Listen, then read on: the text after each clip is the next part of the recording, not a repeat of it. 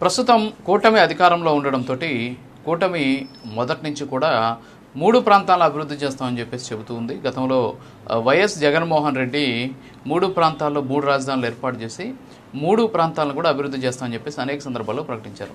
Especially రాయలసీమకు సంబంధించి అనేక రకాలుగా అభివృద్ధి చేయబోతున్నామని చెప్పేసి కూడా ఆయన గతంలో ప్రకటించినటువంటి సిచ్యువేషన్. కానీ హైకోర్టుని ఇస్తాం, హైకోర్టు ద్వారా న్యాయ రాజధానిని ఏర్పాటు చేస్తాం, న్యాయ రాజధానితోటి రాయలసీమ చాలా వరకు కూడా అభివృద్ధి చెందేటటువంటి అవకాశాలు ఉన్నాయి. సో ఇలాంటి మాటలన్నీ కూడా అని చెప్పారు. సో రాయలసీమకి ఏం జరిగింది గడిచిన 5 ఏళ్లలో అనేది మనం చూసాం. అయితే ఇప్పటి వరకు కూడా అంటే ఆంధ్రప్రదేశ్ రాష్ట్రం ఏర్పడిన నాటి నుంచి రాయలసీమ వెనుకబాటుతనానికి గురవుతూనే ఉంది. ఎస్పెషల్లీ చాలామంది ముఖ్యమంత్రులు రాయలసీమ నుంచి చాలామంది ముఖ్యమంత్రులు అయ్యారు. ఈ ముఖ్యమంత్రులంతా కూడా అంతమంది అయినప్పుడు కూడా రాయలసీమలో అభివృద్ధి అనేది జరగడం లేదు.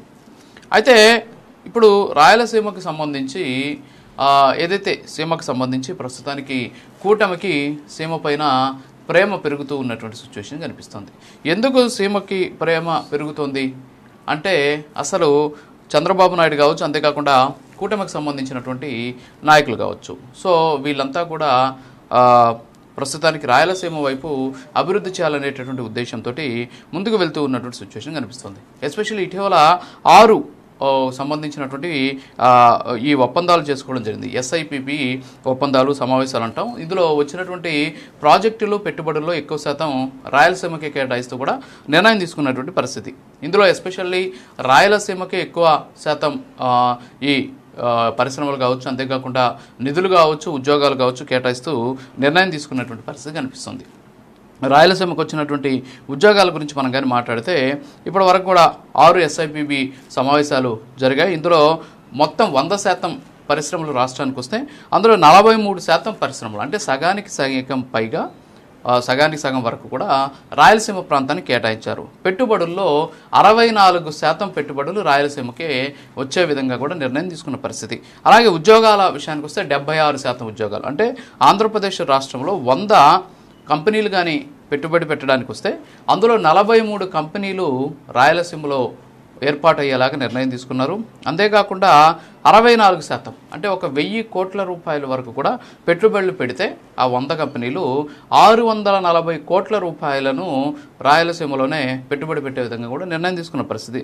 ఇక ఉద్యోగాల విషయానికి వచ్చినా కూడా 76% అంటే 1000 ఉద్యోగాలు వస్తే దాదాపు 760 ఉద్యోగాలు కేవలం రాయలసీమ వాసులకే కల్పించే విధంగా కూడా నిర్ణయం తీసుకున్నటువంటి పరిస్థితి. అంటే ఓవరాల్గా చూస్తే ఇప్పటి వరకు ఈ SIPB 6 సమావేశాల్లో మొత్తం 76 ప్రాజెక్టులను ఆమోదిస్తే అందులో రాయలసీమలో ఏర్పాటు కాబోతున్నటువంటి ప్రాజెక్టులు 33 ప్రాజెక్టులు ఏర్పాటు కాబోతున్నాయి.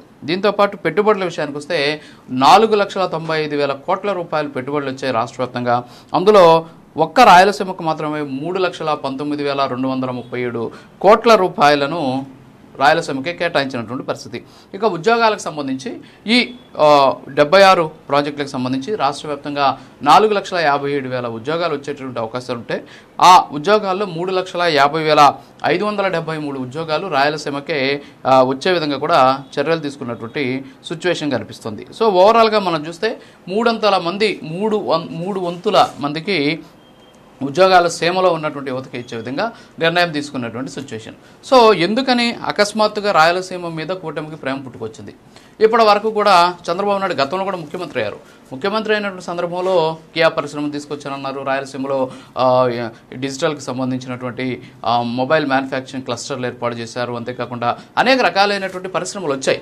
కానీ రాయలసీమకి ఇంత పెద్ద ఎత్తున పరిశ్రమలు తీసుకురావడం, ఒక పారిశ్రామిక రాజధానిగా మార్చేటువంటి ప్రయత్నం చేయడం, ఎందుకని చంద్రబాబు నాయుడికి ఇంత ప్రేమ ఉన్నటువంటి పుట్టుకొచ్చింది రాయలసీమ మీద? ఇప్పటి వరకు కూడా రాయలసీమకి చంద్రబాబు నాయుడు ఏమీ చేయలేదు, చంద్రబాబు నాయుడు వల్ల రాయలసీమకు ఒరిగింది ఏమీ లేదు అనేటటువంటి రకరకాలైనటువంటి విమర్శలు వ్యక్తమయ్యాయి. ఆ తర్వాత వచ్చినటువంటి జగన్మోహన్ రెడ్డి కూడా రాయలసీమకి ఏదో చేస్తారు అని చెప్పేసి అందరూ కూడా భావించారు. కానీ ఎక్కడ కూడా అలాంటి పరిస్థితి కనిపించలేదు. రాయలసీమకి హైకోర్టును తీసుకొచ్చి హైకోర్టు ద్వారా న్యాయ రాజధాని చేస్తాం కర్నూలుని, తద్వారా రాయలసీమ అంతా కూడా వెలిగిపోతుందని చెప్పేసి ఆయన కొద్ది రోజులు ప్రచారం చేస్తారు 5 ఏళ్ల పాటు. ఇప్పుడు కూటమి అధికారంలోకి వచ్చిన తర్వాత ఎక్కువ సీమకే ప్రాధాన్యం ఇస్తూ ఉన్నటువంటి పరిస్థితి. సీమ పైన ప్రేమ ఎందుకు కలుగుతుంది అనేటటువంటి దాని మీద రకరకాలైనటువంటి భిన్నాభిప్రాయాలు వ్యక్తమవుతున్నాయి. ఒకటి, రాయలసీమను అభివృద్ధి చేయాలి.